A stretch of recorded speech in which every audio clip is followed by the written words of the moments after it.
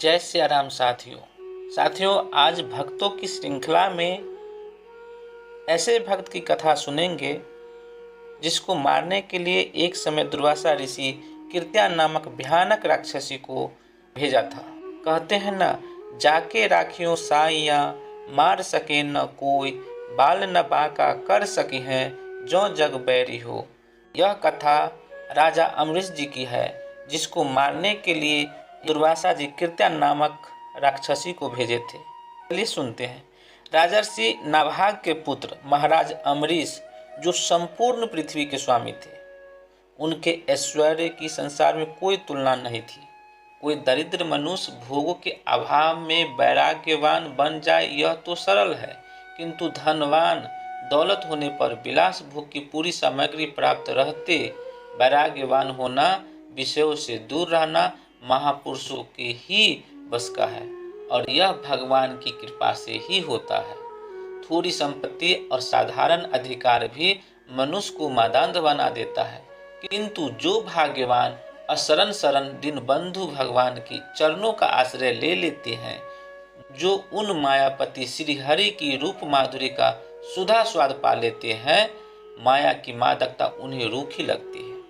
मोहन की मोहिनी जिनको प्राण मोहित कर लेती है, माया का ओछापन उन्हें लुभावने में असमर्थ हो जाता है। वे तो जल में कमल की भांति संपत्ति एवं ऐश्वर्य को मध्य निर्लिप्त ही रहते हैं। विवस्वत मनु के परपौत्र तथा राजर्षि नाभा के पुत्र अमरीश को अपना ऐश्वर्य स्वप्न के समान असत जान पड़ता था। वे जानते थे कि संपत्ति मिलने से मोह होता है और बुद्धि मारी जाती है। भगवान वासुदेव के भक्तों का पूरा विश्व ही मिट्टी के ढेलों सा लगता है, तथा उसके भोगों में नितांत अनासक्त अमरीश जी ने अपना सारा जीवन परमात्मा के पावन पाद पद्मों में ही लगा दिया था।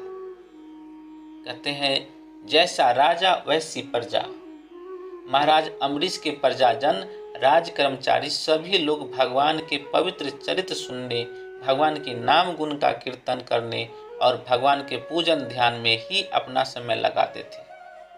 भक्त वत्सल भगवान ने देखा कि मेरे ये भक्त तो मेरे चिंतन में ही लगे रहते हैं, तो भक्तों के योगक्षेम की रक्षा करने वाले प्रभु ने अपने सुदर्शन चक्र को अमरीश तथा उनके राज्य की रक्षा में नियुक्त कर दिया। जब मनुष्य अपना सब भार उन सर्वेश्वर पर छोड़कर उनका हो जाता है, तब वे दया में उसके योगक्षेम की दायित्व अपने ऊपर लेकर उसे सर्वथा निश्चिंत कर देते हैं। चक्र अमरीश के द्वार पर रहकर राज्य की रक्षा करने लगा। राजा अमरीश जी ने एक बार अपनी पत्नी के साथ श्री कृष्ण को प्रसन्न करने के लिए वर्ष की सभी एकादशियों को व्रत का नियम किया। वर्ष पूरा होने पर पारण के दिन उन्होंने धूमधाम से भगवान की पूजा की, ब्राह्मणों को गोदान किया। यह सब करके जब वे पारण करने जा रहे थे, तभी महर्षि दुर्वासा शिष्यों सहित पधारे। राजा ने उनका सत्कार किया और उनसे भोजन करने की प्रार्थना की। दुर्वासा जी ने राजा की प्रार्थना स्वीकार कर ली और स्नान करने यमुना तट पर चले गए। द्वादशी केवल एक घड़ी शेष थी। द्वादशी में पारण न करने से व्रत भंग होता। उधर दुर्वासा जी आएंगे कब यह पता नहीं था। अतिथि से पहले भोजन करना अनुचित था। ब्राह्मणों से व्यवस्था लेकर राजा ने भगवान के चरणोदक को लेकर पारण कर लिया और भोजन के लिए ऋषि की प्रतीक्षा करने लगे। दुर्वासा जी ने स्नान करके लौटते ही तपोबल से राजा के पारण करने की बात जान ली। वे अत्यंत क्रोधित हुए कि मेरे भोजन के पहले इसने क्यों पारण किया। उन्होंने मस्तक से एक जटा उखाड़ ली और उसे जोर से पृथ्वी पर पटक दिया। उससे कालाग्नि के समान कृत्या नामक भयानक राक्षसी निकली। वह राक्षसी तलवार लेकर राजा को मारने के लिए दौड़ी। राजा जहां के तहां स्थिर खड़े रहे, उन्हें तनिक भी भय नहीं लगा। सर्वत्र सब रूपों में भगवान ही हैं, यह देखने वाला भगवान का भक्त भला कहीं अपने ही दयामय स्वामी से डर सकता है? अम्बरीश जी को तो कृत्या भी भगवान ही दिखती थी, परंतु भगवान का सुदर्शन चक्र तो भगवान की आज्ञा से पहले से ही राजा की रक्षा में नियुक्त था। उसने पलक मारते कृत्या को भस्म कर दिया और दुर्वासा का भी खबर लेने उनकी ओर दौड़ा। अपनी कृत्या को इस प्रकार नष्ट होते होते और ज्वालामय कराल चक्र को अपनी ओर आते देख दुर्वासा जी प्राण लेकर भागे। वे दसों दिशाओं में, पर्वतों की गुफाओं में, समुद्र में, जहां जहां छिपने को गए, चक्र वहीं उनका पीछा करता गया। आकाश पाताल में सब कहीं वे गए। इंद्रादि लोकपाल तो उन्हें क्या शरण देते। स्वयं ब्रह्मा जी और शंकर जी ने भी आश्रय नहीं दिया। दया करके शिव जी ने उनको भगवान के ही पास जाने को कहा। अंत में वे बैकुंठ गए और भगवान विष्णु के चरणों पर गिर पड़े। दुर्वासा ने कहा, प्रभु, आपका नाम लेने से नार की जीव की नरक से भी छूट जाते हैं, अतः आप मेरी रक्षा करें। मैंने आपको प्रभाव को न जानकर आपके भक्तों को अपराध किया, इसलिए आप मुझे क्षमा करें। भगवान अपनी छाती पर भृगु की लात तो सह सकते हैं, अपने प्रति किया गया अपराध वे कभी मन में ही नहीं लेते, पर भक्त के प्रति किया गया अपराध वे क्षमा नहीं कर सकते। प्रभु ने कहा, महर्षि, मैं स्वतंत्र नहीं हूँ, मैं तो भक्तों के पराधीन हूँ। साधु भक्तों ने मेरे हृदय को जीत लिया है। साधु जन मेरे हृदय हैं और मैं उनका हृदय हूँ। मुझे छोड़कर वे और कुछ नहीं जानते और उनको छोड़कर मैं भी और कुछ नहीं जानता। इन लक्ष्मी जी को, जिनकी एकमात्र गति मैं ही हूँ, उन्हें भी नहीं मैं चाहता। जो भक्त स्त्री पुत्र घर परिवार धन प्राण ये लोग परलोक सबको त्याग कर मेरी शरण में आया है, भला मैं उसे कैसे छोड़ सकता हूँ। जैसे पतिव्रता स्त्री पति को अपनी सेवा से बस में कर लेती है, वैसे ही समदर्शी भक्तजन मुझ में चित्त लगाकर मुझे भी अपने बस में कर लेते हैं।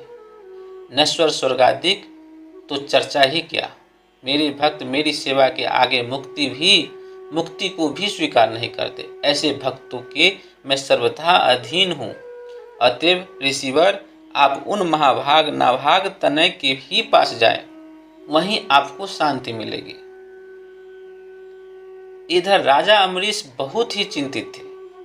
उन्हें लगता था कि मेरे ही कारण दुर्वासा जी को मृत्यु भय से ग्रस्त होकर भूखे ही भागना पड़ा। ऐसी अवस्था में मेरे लिए भोजन करना कदापि उचित नहीं है। अतः वे केवल जल पीकर ऋषि को लौटने की पूरे 1 वर्ष तक प्रतीक्षा करते रहे। वर्ष भर के बाद दुर्वासा जी जैसे भागे थे वैसे ही भयभीत दौड़ते हुए आए और उन्होंने राजा को पैर पकड़ लिया। ब्राह्मणों के द्वारा पैर पकड़े जाने से राजा को बड़ा संकोच हुआ।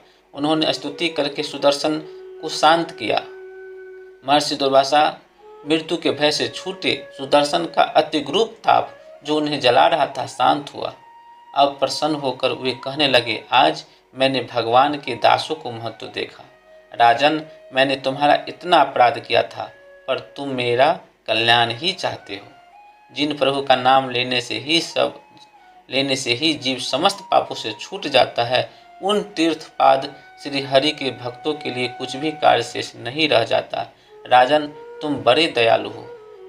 मेरा अपराध न देखकर तुमने मेरी प्राण रक्षा की है। अम्बरीश जी के मन में ऋषि के वाक्यों से कोई अभिमान नहीं आया। उन्होंने इसको भगवान की कृपा समझा। महर्षि के चरणों में प्रणाम करके बड़े आदर से राजा ने उन्हें भोजन कराया। उनके भोजन करके चले जाने पर 1 वर्ष पश्चात उन्होंने वह पवित्र अन्न प्रसाद रूप से लिया।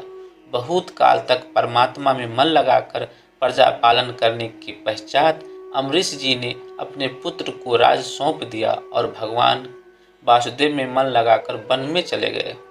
वहाँ भजन तथा तप करते हुए उन्होंने भगवान को प्राप्त किया। प्रियदास जी महाराज श्री अम्बरीश जी के चरित्र का निम्न कवित्वों में इस प्रकार वर्णन किया। अम्बरीश भक्त की जो रीस कौ करे और बरो मति बौर क्यों जान नहीं भाखिए। दुर्वासा ऋषि शीश सुनी नहीं कहूँ साधु मानी अपराध सिर जटा खिंची नाखिए। लई उपजाय काल कृता विकराल रूप भूप महाधीर रहियो ठाढ़ो अभिलाखिए। चक्र दुख मानी ले कृषाणु तेज राख करी परि भीर ब्राह्मण को भागवत साखिए। भाजियो दिशा दिशा सब लोक लोकपाल पास गयो नई तेज चक्र चूर्ण किए डारे हैं। ब्रह्मा शिव कही यह गही तुम टेव बुरी दासन्य को भेद नहीं जानियो ये वेद धारे हैं। पहुँचे बैकुंठ जाए कहो दुख अकुलाय हाय हाय राखो प्रभु खरो तन जा रहे हैं। मैं तो हूँ अधीन तिन्नी गुण को न मान मेरे भक्त बसल गुण सबही को टारे हैं। मोको अति प्यारे साधु उनकी अगाध मति करियो अपराध तुम सहो कैसे जात है। धाम धन बाम सुत प्राण तनु त्याग करे ढेरो मेरी ओर निसी भोर मोसो बात है। मरेऊ न संत बिनु और कछु साची कहो जाओ वाई ठोर जाते मिटे उत्पात है। बड़े दयाल सदा तीन प्रतिपाल करे न्यूनता न धरे कहूँ भक्ति गाते गाते है। हवे करी निराश ऋषि आयो निरपुपास चलियो गर्भ सो उदास पग गहे दिन भाख्यो है। राजा लाज मानी मृदु कहीं सम्मान करियो धरियो चक्र ओर कर जोरी अभिलाखियो है। भक्त निष्काम कमु कामना न चाहत है विप्र दुख दूरी करो चाख्यो है। देखी के विकल ताई सादा संत सुखदाई आई मान माज सब तेज ढाकी राखियो है। तो साथियों, भक्तों की कथा सुनाने में जो भी हमसे कमी या त्रुटि हुआ हो उसके लिए हमें माफ़ करिएगा, और थोड़ा भी कुछ अच्छा लगा हो तो इस भक्ति चैनल को लाइक और सब्सक्राइब कर लीजिएगा। और हाँ, कहानी के संबंध में आपका कोई सुझाव हो तो हमें कमेंट के जरिए ज़रूर कमेंट में लिखिएगा। एक बार फिर से सभी साथियों, जय सिया राम।